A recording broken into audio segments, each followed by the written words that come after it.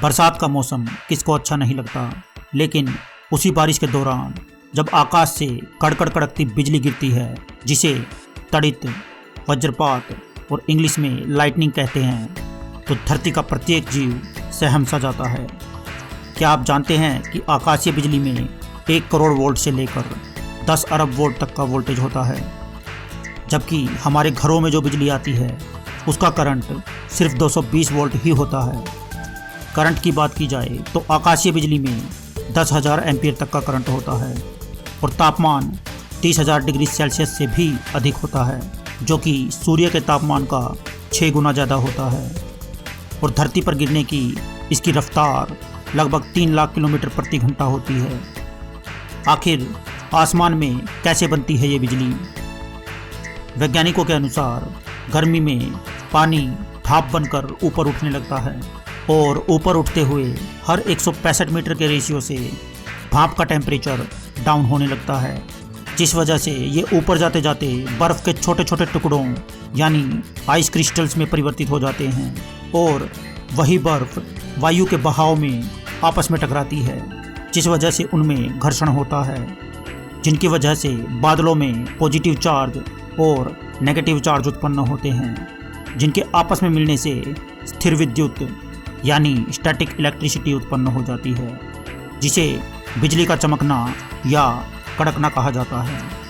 आपने देखा होगा कि आकाश में जब बिजली चमकती है तो चमक पहले दिखती है और आवाज़ बाद में सुनाई देती है। यह इस वजह से होता है क्योंकि ध्वनि की गति प्रकाश की गति से बेहद कम होती है। सवाल उठता है कि बिजली में ध्वनि कैसे उत्पन्न होती है। यह ठीक उसी तरह होता है जब एक जलते आग के कोयले को बिल्कुल ठंडे पानी में फेंक दिया जाता है तो छन्न करके एक ध्वनि उत्पन्न होती है। चूँकि पॉजिटिव और नेगेटिव चार्ज से उत्पन्न बिजली का तापमान 30,000 डिग्री सेल्सियस से भी अधिक होता है और जब यह बिजली हवा से होकर गुजरती है तब हवा में अत्यधिक गर्मी उत्पन्न हो जाती है और हवा काफ़ी तेज़ गति से फैलती है, जिसमें उपस्थित लाखों अणु आपस में टकराते हैं, जिसके कारण एक गरज की आवाज़ उत्पन्न होती है, जिसे हम बिजली का गरजना कहते हैं। अब यह बिजली ज़मीन पर क्यों गिरती है?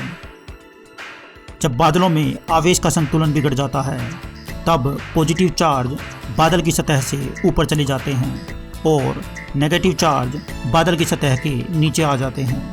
अब चूँकि हवा में कोई कंडक्टर नहीं होता तो यही नेगेटिव चार्ज ज़मीन की ओर गिरते हैं।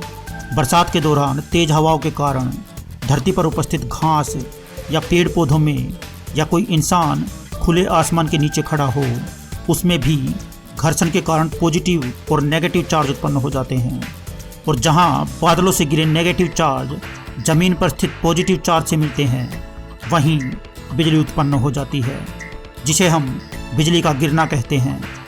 और ठीक यही प्रक्रिया बादलों से गिरे पॉजिटिव चार्ज के साथ भी होती है, जो कि बादलों से गिरे नेगेटिव चार्ज से उत्पन्न बिजली से 5 गुना अत्यधिक पावरफुल होती है। लेकिन पॉजिटिव चार्ज बहुत रेयरली ज़मीन की ओर गिरते हैं। यह तब होता है जब कोई बहुत ही तेज़ हवा का झोंका बादलों में उपस्थित सभी नेगेटिव चार्ज को हटा देता है।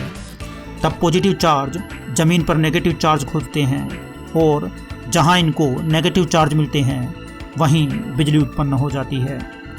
आकाश से गिरने वाली यह बिजली हर साल हजारों लोगों की जान ले लेती है। सिर्फ इंसानों की ही नहीं बल्कि पशु पक्षियों तक की भी मौत हो जाती है। हरे भरे पेड़ तक भी गिर जाते हैं। सरकारी आंकड़ों के मुताबिक शहरों की अपेक्षा गांव या खुले स्थानों पर बिजली का गिरना अधिक मापा गया है, क्योंकि शहरों में बनी बिल्डिंग्स में लाइटनिंग अरेस्टर्स लगे होते हैं, लेकिन खुले स्थानों या खेतों में लाइटनिंग अरेस्टर्स का लगाना संभव नहीं हो पाता। यदि सावधानी बरती जाए तो इस प्राकृतिक आपदा से बचाव संभव है। जब भी बारिश होने के साथ साथ तेज़ हवा चलती है या आंधी तूफान आता है तो खुले आसमान में ना खड़े रहें। संभव हो तो किसी सुरक्षित यानी मजबूत छत वाली जगह तक पहुंचने का प्रयास करें। लेकिन यदि जल्दी से जल्दी सुरक्षित स्थान पर जाना संभव ना हो सके तो फ़ौरन बिजली के तारों से, पानी से, बिजली के खंभों से, मोबाइल टावर्स से और हरे भरे पेड़ों से दूर हो जाएं। यदि आप एक से ज़्यादा लोग हैं तो एक दूसरे से दूरी बनाए रखें।